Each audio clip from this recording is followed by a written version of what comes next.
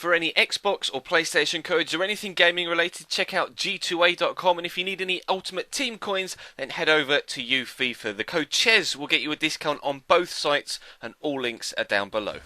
Hey guys, how's it going? Chez back again, and welcome to episode number 22 of the Liverpool career mode here on FIFA 15. We start with a really tough game at home against Spurs. Now, we recently played them in the league and came away with a really good competitive 2-0 win. I'm hoping for a similar performance here. Of course, the CFA Cup round of 16 trying to get ourselves into the quarterfinals. Starting as strong a side as I possibly can right now. Of course, Raheem Sterling still not 100% fit, so only starting on the bench, and we've got Markovic out there on the left. Emre Can in a CDM as well, and a couple of other rotation players in there also, with Matteo Perez starting in goal as opposed to Rene Adler. But they're starting a strong side, obviously, as you can see, pretty solid but not 100% strength. As you can tell, they've got Andros Townsend in there, not Eric Lamela. Asuakoto's in there at left back, not perhaps Ben Davies as you might prefer, or Danny Rose, and they're starting Emmanuel Adebayor up top as opposed to Roberto Soldado. So both sides have decent teams out, but not necessarily the best. So I wasn't sure which way this game was going to go. Obviously, Tottenham always do very well on career mode.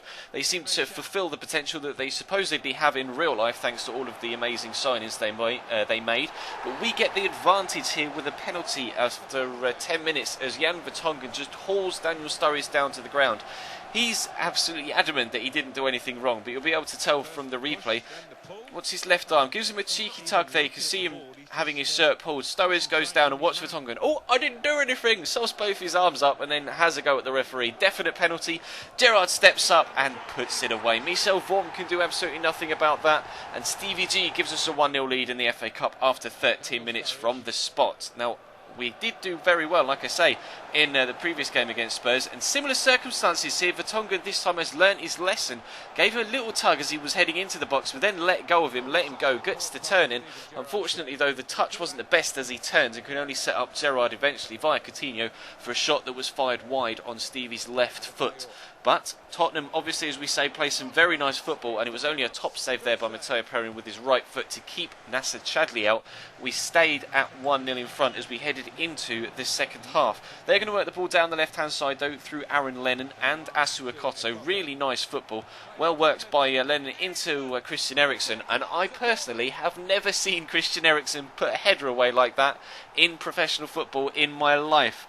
Wonderful header by him to make it 1-1, and we've got 15 minutes left to get ourselves in front, to be completely honest, because I don't want a replay. We've got so many games coming thick and fast right now, we just can't afford to have an extra game thrown in there as well. Lallana comes close to giving us the lead though, 12 minutes from time, with a good shot that flashes wide. Into stoppage time at the end of the second half. Markovic played in here, just keeps it in, gets it into Adam Lallana. Great turn with a scoop turn to get inside the defender, and he's taken out by the man. It's the second penalty at the death of the game. It's Moussa Dembele that gives it away. You can see from the replay, or you will see from the replay when it pops up, all he was trying to do was hook the ball away and get it out, but Adam Lallana just gets his foot to it first, just gets his right foot in to try and take control of it as Dembele goes to swing away with his left foot. It is a penalty, and Gerrard has the chance to win us the game with the last kick of the game via the penalty spot yet again. Stevie's going to step up. Spurs fans on the left, Liverpool fans on the right. Oh, it was so close. Michel Vorm did get to that. Got a strong palm to it, gets it up onto the bar, but luckily for me and luckily for Stevie, it drops inside the line, and we take a 2-1 lead, and obviously a 2-1 win. It genuinely was the last kick of the game. Good attempted save there by Vorm, just couldn't get enough on it to keep it out, and we progress through to the quarterfinals of the FA Cup without needing a replay by going back down to White Hart Lane. Delighted with the way that game went in the end, although it was touch and go up until the last few seconds. So the second game of the episode is also in the Cup, this time a Champions League encounter against the best side in Italy. It's Juventus in the round of 16, also in the Champions League, as you can see. A couple of shock results in there with, well, maybe not shock results, but AC Milan beating Atleti 2-1 and Liverpool. Chelsea being held by Athletic Club de Bilbao to a 0-0 draw in the first leg. But we're starting a pretty rotation side, to be honest. This came just 2 or 3 days after that game against Tottenham, so unfortunately, against probably one of the better sides in the competition, we're starting a weakened side. We are at home though, so hopefully that will go in our favour. They're starting an extremely strong side in a 4-1-2-1-2 narrow formation, with Popper playing cam with Moroni in the CDM role,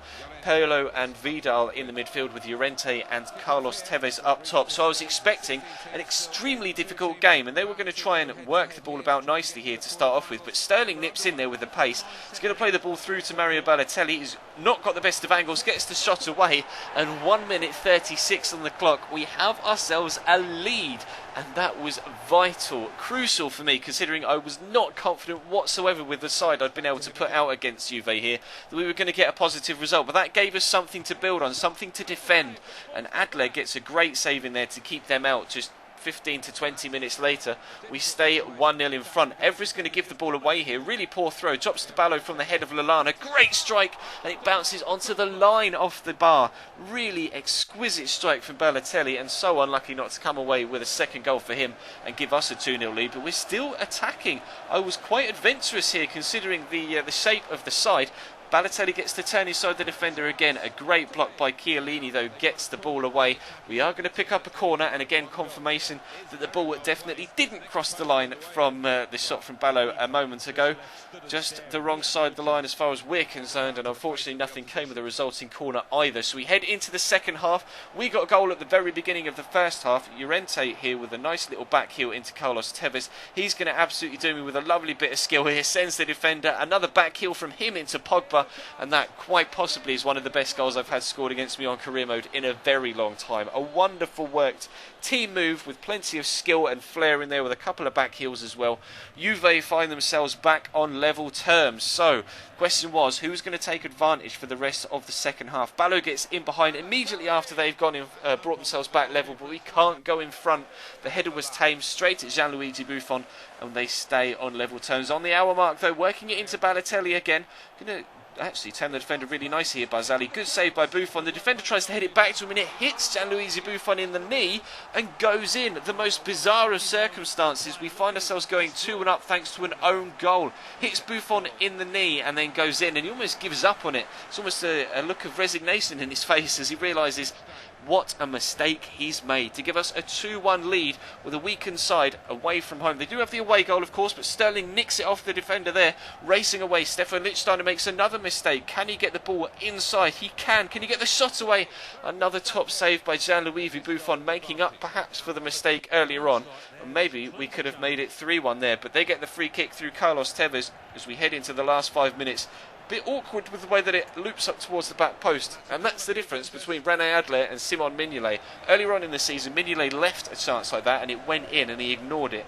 Fortunately, Adler was alert to the danger, came out and was able to tip it over the bar, and then luckily for me, Chiellini missed a glorious opportunity with the header to make it 2-2. So we take a win from the first leg, a 2-1 win at home. Of course, that away goal could be vital though with a second leg on the horizon. We will try our best, but only 2 games today, because the next game on the Sunday following the Tuesday game against Juve is the Capital One Cup final against Arsenal. So that will come to you as a live commentary later on in the week, or tomorrow obviously with the next episode, but so many games in such a short period of time coming up, especially including Man City just 2 days after a weekend game. It's going to be really hectic. I'm pretty nervous, to be honest, with the way that the squad has been picking up injuries recently as well. How we're going to manage to get through that period of a couple of weeks with the second leg against Juve in there as well, away from home. We are above City now in the league thanks to them losing points, and we sit above them by +1 on goal difference. Very tight. Only a point behind Palace though in 4th in the Champions League spots. So all to play for in the next few episodes. And with that big game against City on the horizon as well, it's going to be really interesting over the next week or so in real life and the next 2 weeks in game to see who comes away with the better results and what the situation is after we get through this big clump of fixtures. But I'm excited for it. Hopefully you are too. If you enjoyed today's episode, then hit that like button. If we could hit over 300 again today, that'd be fantastic. Of course, subscribe to the channel as well if you haven't already, to make sure you don't miss out on any of the content coming up over the next few days, including, of course, that live Capital One Cup final game, which will come to you tomorrow. But for now, that will bring today's episode to a close. Thank you very much for watching. There'll be career mode later on tonight with the career mode Road to Glory, with it being Wednesday, and I will see you then.